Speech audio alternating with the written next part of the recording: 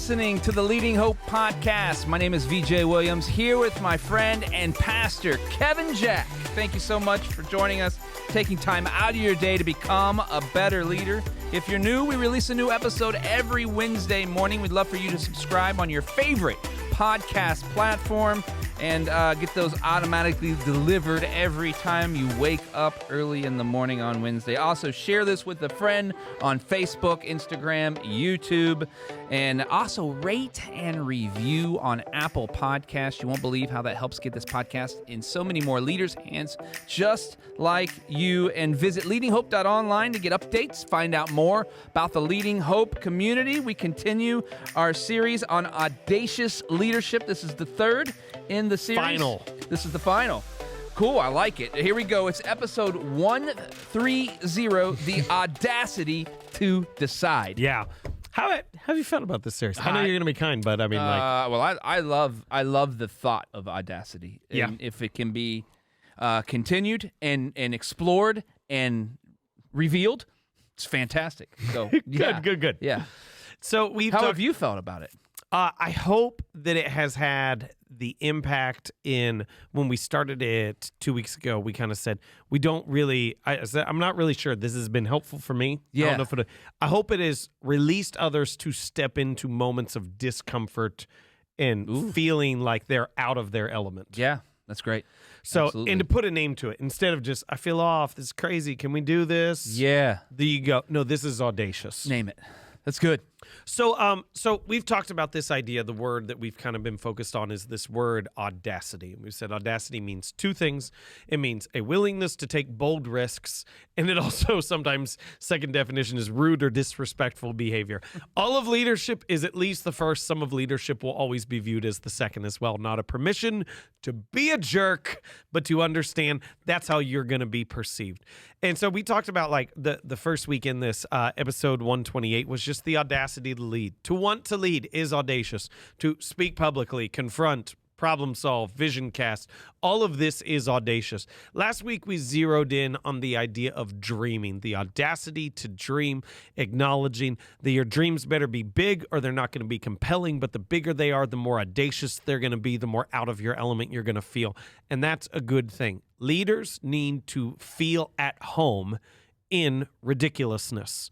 They need to feel at home in audacity, because that's where healthy, good, strong leadership lives. So today I want to talk about the audacity to decide. And this is what I anticipate is going to happen, is when I talk about audacity within decision-making, you're going to be, like we talk about, getting at home in the discomfort of audacity, feeling like it's your place when it feels a little ridiculous. My guess is that when we first start talking about decisions, you're going to be like, that doesn't feel audacious to me. And then as we describe it more and more, you're going to be like, shoo, that is nuts.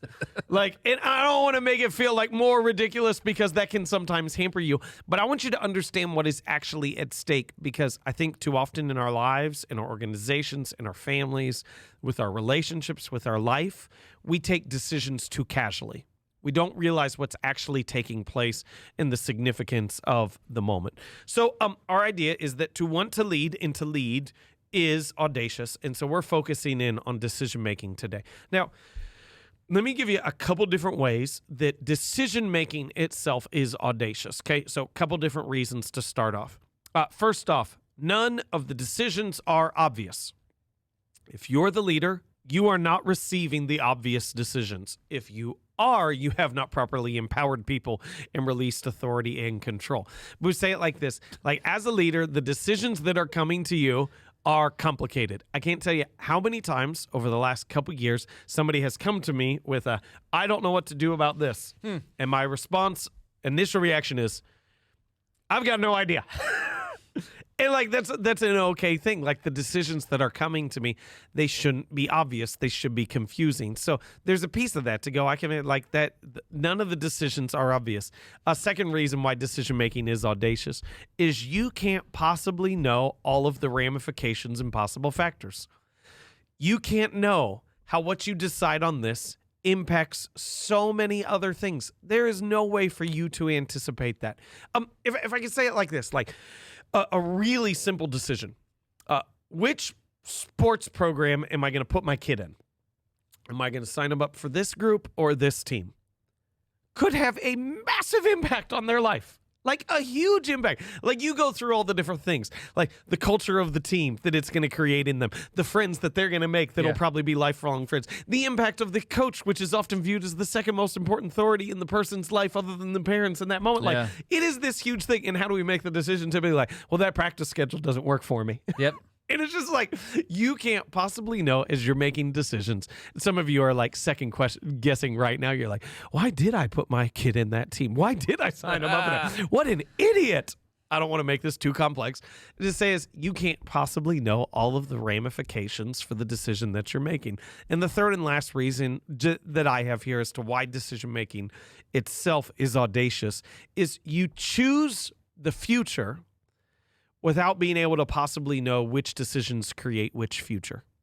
Now, you have an idea, you have a thought as to how it impacts it, but again, it hits on a bunch of different areas that you can't possibly anticipate. You can't possibly be fully aware of. And so your decision is going to impact the future, going to significantly impact the future. Even small decisions are going to significantly impact the future without you fully knowing which future you're creating by which decision that you're making. There you go, all of this. Now, here's the piece. Like there should be like a small piece of you, the sane piece of you right now in this moment go, oh my goodness. How do I ever decide anything? Like some of you like pulling through the drive-thru and you just like got locked up right now in this moment. Like, what do I order? Yeah. I don't know what to, I'm just not going to eat today. Exactly right. Which is a decision in and of itself. Which we don't know. And so like, I want to say like that should make you feel overwhelmed. It should make you feel a little intimidated. It should make you feel a little scared. Let me take all that and then throw this on top of that. Is that not deciding is a decision. Yeah. And that there is a proper window for the decision to be made. And if you've made the decision outside that proper window for the decision to be made, you've actually made a decision. Yeah. Like some people, they get hamstring and they're just like, oh, I can't make a decision. Well, now you've exited the window in which the decision needed to be made and you have no more options, which was a decision in and of itself. Right. And so we say like all that. And now timing is a key piece of it because timing shows how many options you have within the decision. So making decisions is audacious. It's ridiculous. It's nuts. Making decisions for other people's future, making decisions for the organization should make you feel this is ridiculous. I don't know if I can do this. So let's get it home. Within the ridiculousness. Let's create, honestly, a little bit of comfort within that as to how you do it well. So noting that decision-making is like the rest of leadership, it is audacious. Here's some things that have to be true of you if you're going to thrive within it. First one is humility. You need to have the humility that doesn't just accept outside input, but seeks it out. There's no way for you to know all the ramifications of the decision that you're making, but you can know some of them. The fact that you can't be knowledgeable about everything doesn't mean you should be ignorant about everything. And so the humility to accept wise counsel and to seek out wise counsel is so important if you're going to feel at home within the audaciousness of decision making. Second thing is timing. Is to understand that not only does the right decision need to be made, and I'll stress that, not only can the right decision be made, but the right decision needs to be made in the right timing.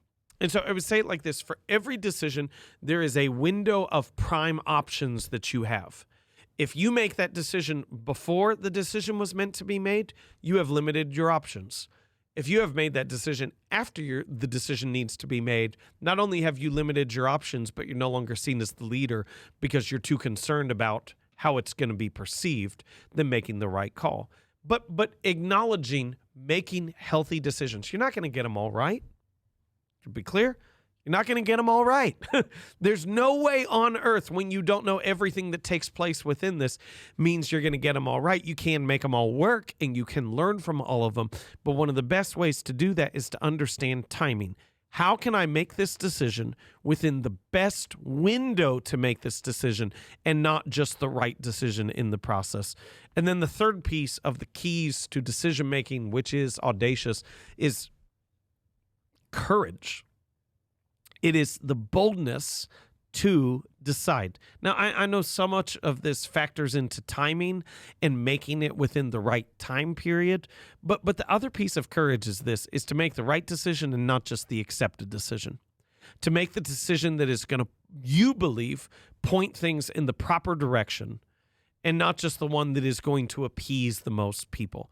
Now, we have to grasp this idea that courage and humility are meant to live together. When you have the humility to accept outside input and yet the courage to at times go against that is when leaders live at their best. Don't make decisions just to go against the grain, okay? But also don't make decisions just to go with the popularity poll. Be willing to take that outside input and then have the courage to decide what you believe is best for everyone because you're in that spot as a leader for a role. You're in that spot as a leader, like for a reason. And that's nuts. Like that's nuts that your decisions impact many other people's future.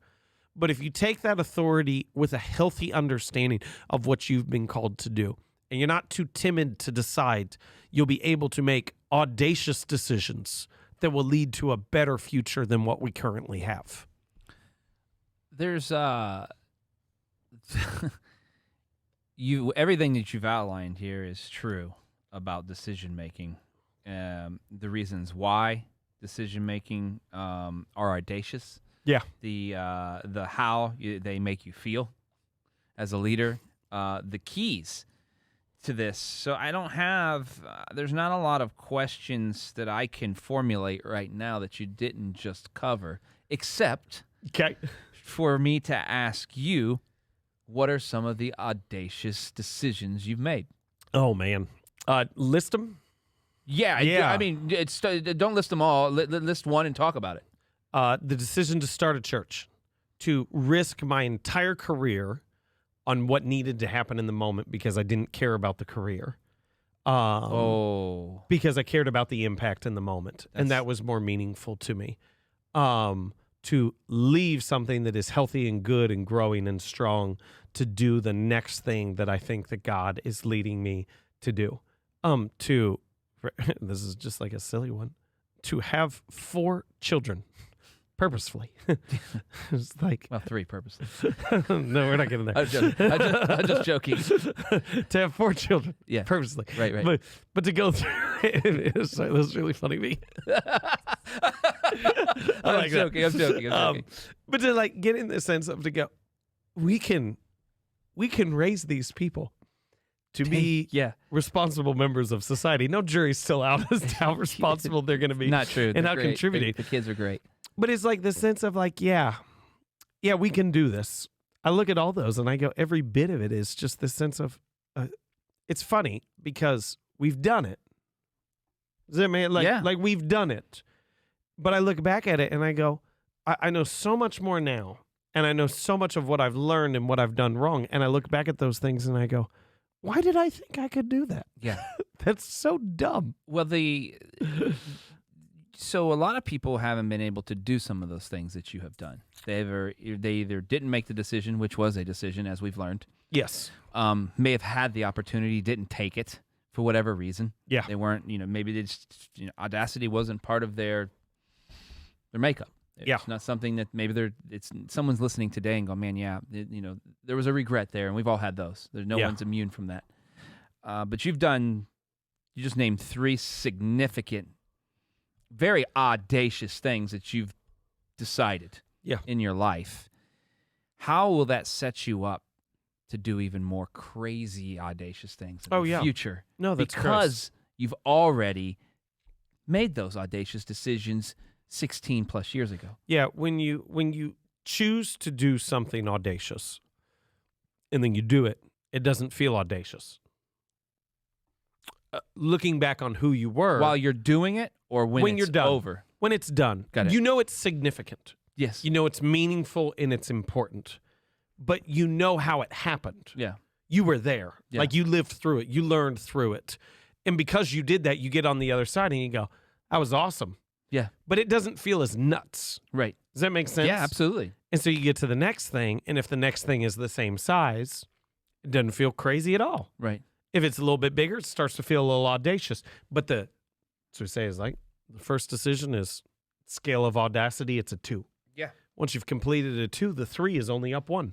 Yeah. And then the 7 is only, I jumped a little too far. The 5 is only up 2. But you can't go from a 0 to a 5. Right. But you can go from a 3 to a 5. And so as you build your capacity, this is where we should have taken this. We're taking it. As you build your capacity for audacity, what looks like completely audacious to someone on the outside is just the next step for you. Yeah. And so take everything you just said, the 3 examples, how they built upon one another, where you're at now, and how faith intertwines in your ability to be audacious. Well, I would say it is like this. You go, I always liken back 2 stories in the Old Testament. When the Israelites crossed the Red Sea, God asked Moses to hold up his staff and he would part the sea. When the Israelites crossed the Jordan River, years later, he told them to wade into the water and then he would part it. Mm. That's a different level. Yeah. But once you've seen the first, the second isn't as hard because you've seen God come through. Like, it's almost this sense of like, faith is, if I say I have faith in you, what I'm saying is not I have a belief system in you, but you have credibility to me. Right. Our credibility in our God increases. It's not static. Yeah. And you can't say, I have total faith. Show me. Yeah. Like show me the level of credibility because you've relied, because you've trusted, because you've stepped out. Because if you haven't, then it's not actually there. It's just words. Right. It's not action. And I think at the end of the day, when we wrap up this entire series, and like you said, it was maybe more helpful for us than it was for anyone else, and maybe something that someone maybe stuck with somebody, is that you haven't seen the levels of what God's going to show you until you took the first step of believing. Yeah, absolutely. And I think that's so powerful because many of us just are waiting to see. Yeah. Wait to see instead of moving forward and watching what happens while you step forward and make decisions. Wrap this up for us. That's good. I want you to know in all these things, leaders need to get at home with feeling audacious, with this sense of this is ridiculous, might even be perceived as rude, because that's where leadership lives at its best. And I want you to increase your audacity as you step out in courage and in faith. That's it for 1 to 30, the audacity to decide. Thank you for joining us, taking time out of your day to become a better leader. If you are new to the podcast or haven't yet subscribed, it would mean the world to us if you did that now. Also, post about it, rate and review, or both. You won't believe how that helps get this podcast on many more platforms and many more hands of leaders just like you. We love hearing your stories of how the podcast is working in your life or business. If you have a story, visit leaninghope.online and send that to us. We would love to hear from you. And remember, everyone has 20 minutes to learn to become a better leader. Make it count.